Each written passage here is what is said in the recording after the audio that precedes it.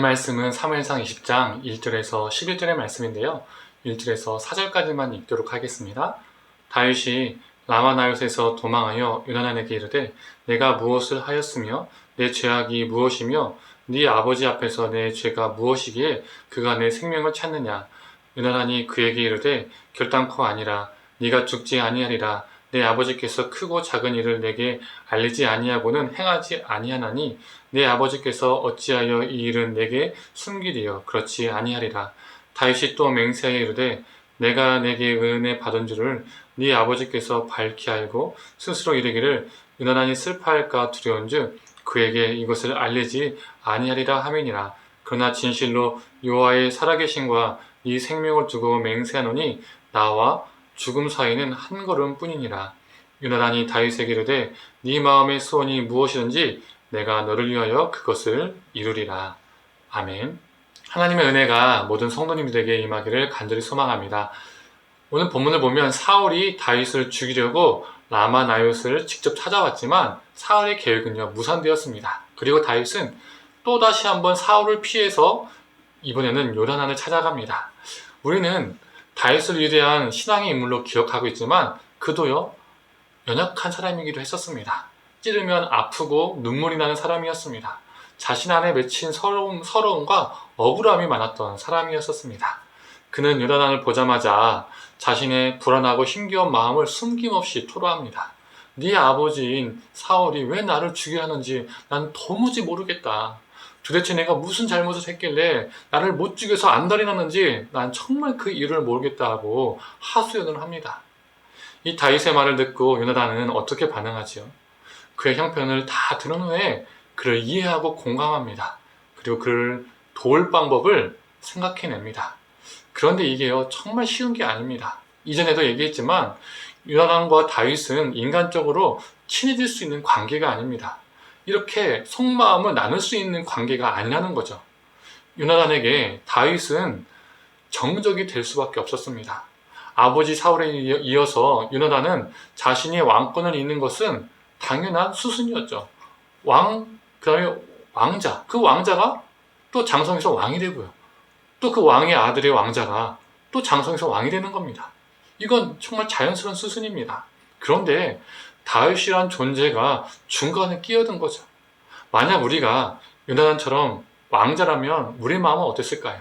내가 왕자이고 내가 후에 왕위를 계승받아야 되는데 그게 당연한 것인데 갑자기 천한 출신이 나타나서 내가 물려받아야 할 왕위를 계승받지 못할 가능성이 높아진다면 그 상황을 순순히 받아들일 수 있는 왕자는 몇이나 있을까요? 쉽지 않습니다. 몇 달 전에 송중기 주연의 재벌집 막내 아들이라는 드라마가 인기를 종영을 했었죠. 보신 분도 계시고 안 보신 분도 계실 겁니다. 안 보신 분들도 워낙 그 드라마가 인기가 있다 보니까 여러 매체에서 그 드라마에 대한 소개, 기사화하고 그랬었죠. 대충 그래서 어떤 내용인지 아시는 분들도 많이 있을 겁니다.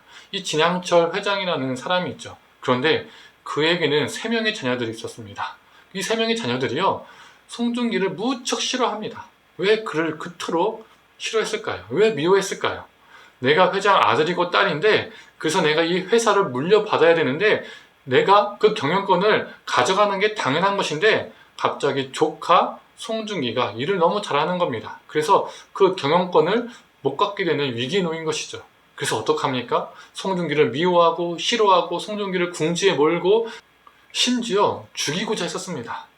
경영을 잘할 사람이 후계자가 되어서 아버지가 세운 회사를 잘 경영하게 하는 것이 중요한 것이 아니라 회사가 망가져도 회사가 망해도 자신들이 그 권력을 갖는 것이 그들에게는 중요했었습니다.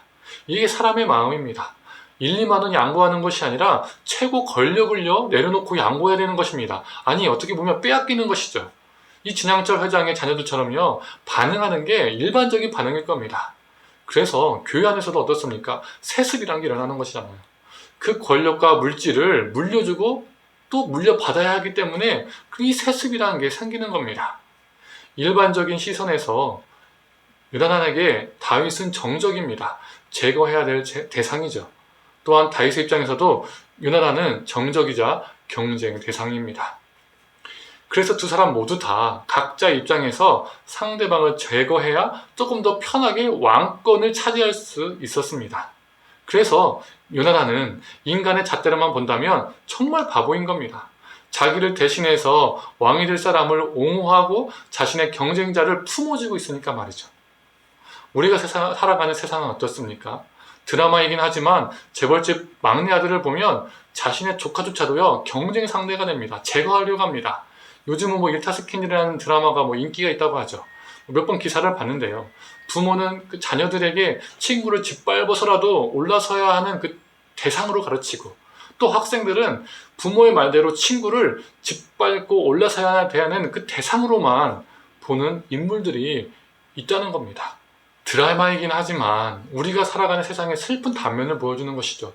드라마는 허구이긴 하지만 그냥 무턱대고 허구가 아니라 우리가 살아가는 사회의 그 현상을 보고 그걸 토대로 드라마를 만들지 않습니까? 우리가 살아가는 세상은 내 위치를 위협하거나 내 목표를 가로막는 사람들이 있으면 경쟁자가 되는 경우가 참 많이 있습니다. 이런 세상 속에서 우리에게 필요한 모습은 무엇일까요? 우리가 가져야 할 관계는 무엇일까요? 바로 요나단의 모습이 아닐까요? 이 요나단과 다윗의 관계가 아닐까요? 누군가를 향해 안아줄 수 있는 존재, 위로하고 품어줄 수 있는 존재, 무너지고 넘어진 자의 손을 잡고 일으켜줄 수 있는 존재. 우리가 정말 이 경쟁 사회에서, 무한 경쟁 사회에서 이러한 존재가 되어야 되지 않을까요? 상대를 경쟁자로 쉽게 여기는 이 삭막한 세상 속에서 우리가 요나단과 같은 존재가 되길 원합니다. 우리가 이러한 관계를 맺으며 살아가기를 소망합니다.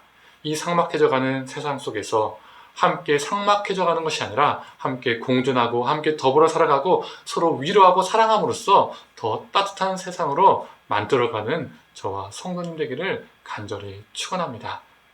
함께 기도하겠습니다. 하나님, 요나단이 다윗을 충분히 자신의 경쟁 상대로, 제거 상대로 생각할 수 있었지만 그렇게 바라보지 아니하고 함께 공존하고 함께 사랑하고 함께 섬기는 존재로 바라보았습니다.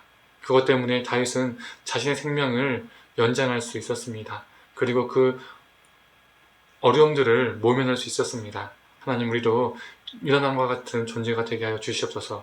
이 무한 경쟁의 사회 속에서 누군가를 정말 제거하고 경쟁해야 되는 그런 존재로만 바라보고, 또 우리 자녀들도 그렇게 키워가는 것이 아니라 정말 사랑하고 섬기고 위로하고 품고 그러한 존재로 살아가게 하여 주셔서 부족한 우리지만 우리를 통해서 하나님의 생명의 역사가, 사랑의 역사가 넘쳐나게 하여 주시옵소서. 감사드리며 사랑에 많으신 예수님의 이름으로 기도드립니다. 아멘.